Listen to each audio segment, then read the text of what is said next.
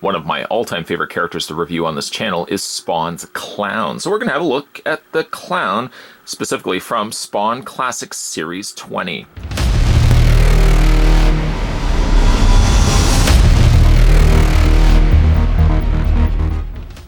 This is also Clown 4, and it's based on the art of Greg Capullo. Comes with a couple of accessories. This isn't, there is also a variant, I should say.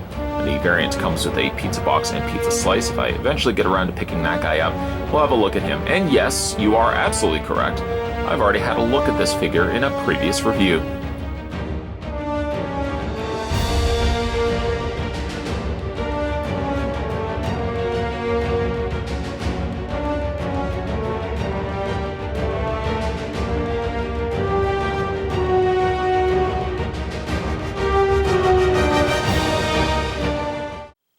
Before we have a look at all of his accessories and a close-up look at the Clown, Clown 5, taking our tape measure, is exactly 5 inches in height.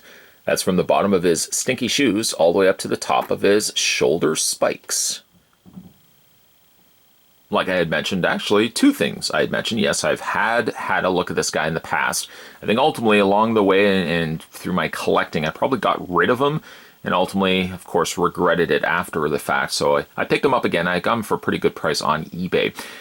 Second to that, this figure does have variants or a variation to his packaging, which a lot of the McFarlane releases have done in the past. Usually they may swap it out with a different diorama base. Clown here came with either a sewer cover, along with the booze and rat, which we will be looking at here. He also came with a pizza box and pizza slice, which want to pick up at some point along the way, and we'll have a look at him in a future video. And and also there was the jack-o'-lantern orange face painted clown, which I've also done a review of, and I think along the way sold him, got rid of him, or whatever it was. I definitely want to go and pick him up again. So that's the story of that's the glory of love. Having a look at some of his accessories, which we've already touched base on before, a sense of deja vu, he does come with a manhole cover. Perhaps the turtles are a little disappointed that he's walked away with their manhole cover. Manhole cover actually is painted rather nicely. A combination of dark silvers, or the word I always like to use, gunmetal gray, and then washed within that, or I guess really the reverse end of it, it's a black manhole cover. It's been simply painted over in silver, which ultimately kind of just gives it that darker gray, especially in the little recessed areas.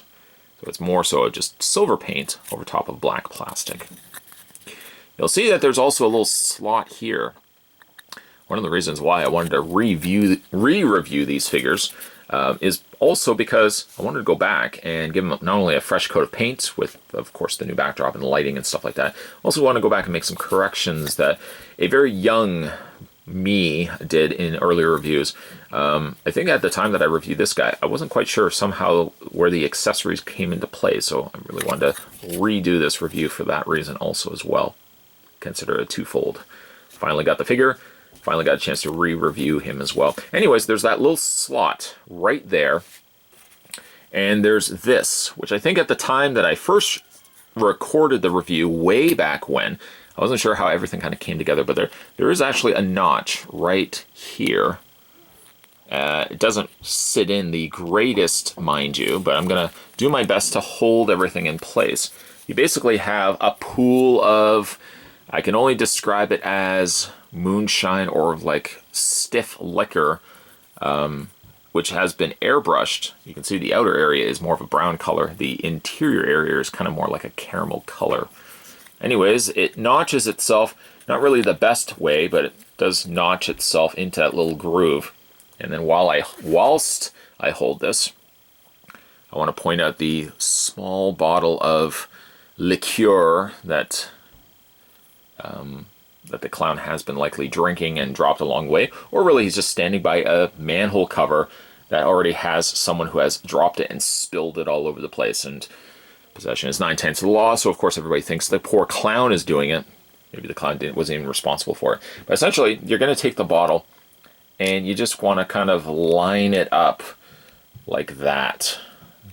And I'm doing my best to try to hold everything in place, because normally Normally it'd be a lot easier if everything kind of just pegged in place, where I could simply just lift it up myself and show you what's happening here. But essentially, it's supposed to look like the bottle is kind of trickling out the booze, and it's going all over the ground. Alcoholics would probably look at this and say, "Oh my God, you're wasting it." But yes, that's what's happened here. It's pouring its way out of the bottle all over to the road or ground or wherever this is placed.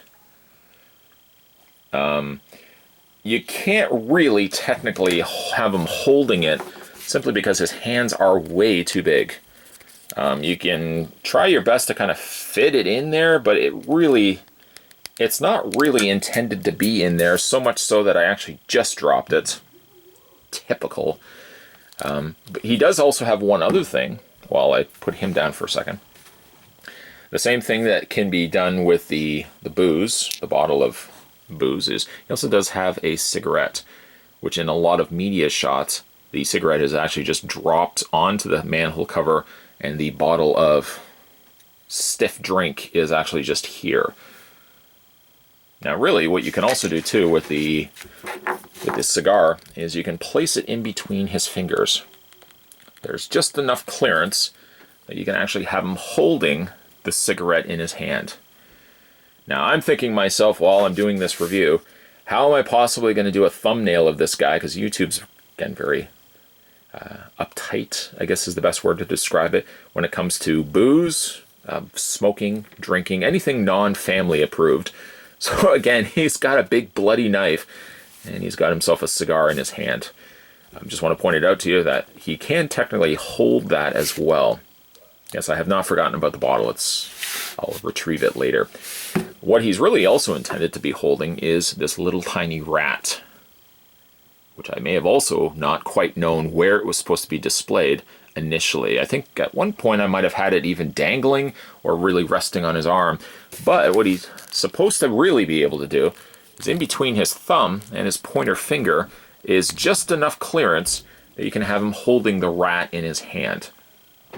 Which again, based on many images online, is really the way that the clown is supposed to be displayed with the rat in hand, and having the bottle basically just estrewed across the manhole cover. Just want to show you that there are a couple of variations. It does not simply imply that one would have to go the route of displaying him with the rat in hand. I just want to show you that there were a couple of variations there as well. Okay, so we'll take that out of his hand. He does also have technically a knife, which I know I didn't really talk too much about. There is sufficient means to get this out of his hand, but I have to admit it's much trickier to get it back into his hand. So I think you'll excuse me if for the rest of this review I just kind of keep it in place. There is, I think, a detachment on the end here, which I've not thought to look at prior to this review. I think this can actually come off. It seems like it's struggling. I'm just going to leave it. Having a look at the figure, Violator and Clown are some of my all-time favorite characters from comics. I've loved the Violator, and as many as there have been bad Violators, there's also been really good Violators. And as we had, hopefully, as you guys had saw in a previous review that I've done of a Violator, the Classic Series, I think it was Classic Series Violator, is one of my all-time favorite figures. He's within the top 5. This Clown specifically is one of my all-time favorite looks of the Clown. I may even put him in the top 10, maybe not the very least the top 5, but at best the top 10 of my favorite figures of all time, which would then beg the question, why would you then ultimately sell him and or get rid of him? We make bad choices in life at times. It's best to kind of just move on from it, but I will acknowledge the fact that that was one of my better decisions in life. So let's have a look at the figure, and we'll start with the head. We'll work our way down. He's a very portly looking fellow, and I think sculpt-wise, he stands up well to the stuff that we're getting nowadays. It makes me think that for all the properties that McFarlane covers, why he can't simply go back to the drawing board, so to speak, and start re-releasing Spawn figures. Not re-releasing them in the sense that he has to just bring out the same molds that he's got out before, but at the very least, why can't he just bring out Spawn figures again? Like, I'd love to see more articulation, because ultimately these figures don't have a lot in the way of articulation. Yes, I'm playing with this jacket right now. Yes, but he is a very portly fellow. Very bulbous nose, many different folds and creases there. The very vibrant color of the blue definitely resonates well against the backdrop of his, I don't even want to say pale skin. It's actually a really nice skin tone that they've given him here. But he's got many a folds. I do love the teeth, the gums. The teeth are slightly decayed and yellow. You can't expect Clown to, after all, have white teeth. Deep in there, deep in the very darkest recessed areas of his noggin, you can probably make out two black eyes with red pupils inside there, so I like that quite a bit as well. The hair is a nice sculpt, and luckily they didn't go with real, well, not real hair, but not doll hair either. They just simply sculpted. Sculpted hair for this figure goes a long way. We're going to be having a look at another Clown figure in the next review, which I kind of gave it away already, telling you that. But he is going to have more the faux doll hair. And I really think the smart route is keeping these figures solely to having sculpted hair, because you can never really give them the proper doll hair to really recreate this look with the additional shading and all the little wrinkles and little details sculpted into the hair there. So really, again, love the face, a very portly looking belly, he's a very full-figured gentleman. Belly sticking wide out, pants barely holding on for dear life here. He does technically have a swivel point right here, which would then explain why he's got this very sharp, awkward cut happening right underneath his belly. It doesn't so much look bad here, but on the side you can see this big sharp cut line, basically severing off his lower half and his Clown behind from the rest of the figure. The shirt, as best as I can describe it, is more of like a green color. I don't even know if that's puke. I don't even want to give it any thought, but it's some discoloration happening on the front of the shirt there. I guess those are hairs, hairy tummy there. And of course he's got his soft leather jacket, which I have to admit is really nicely done. The jacket looks as if it had probably started off black, and they simply, like the Manhole cover, have painted over top of it with the gray, so that you see like the texturing here, which really does look quite good. It looks like it wants to catch light in different ways. It's just really the way that they've shaded it. As equally so for the sleeve there, which is really nicely done also. I like the coloring of his pants. I like overall the coloring of this figure because he does have a lot of popped colors to him. Very bright blue, somewhat pukey green shirt, and even like the flesh tone. Everything on this guy works really well, if only for the fact that he forfeits some of that for the fact that he's pre-posed, which is something that I certainly can live with, because this looks good as just a display piece than anything else. I don't really necessarily need to have him having more articulation, maybe something in the elbows and stuff like that, but I'm perfectly fine with that. Let's talk a little bit about the blade. The blade is softer. Whew, I almost broke it. I almost broke it. It's a more rigid plastic, so maybe don't do this. Don't fret it like I almost just did, thinking I almost broke it.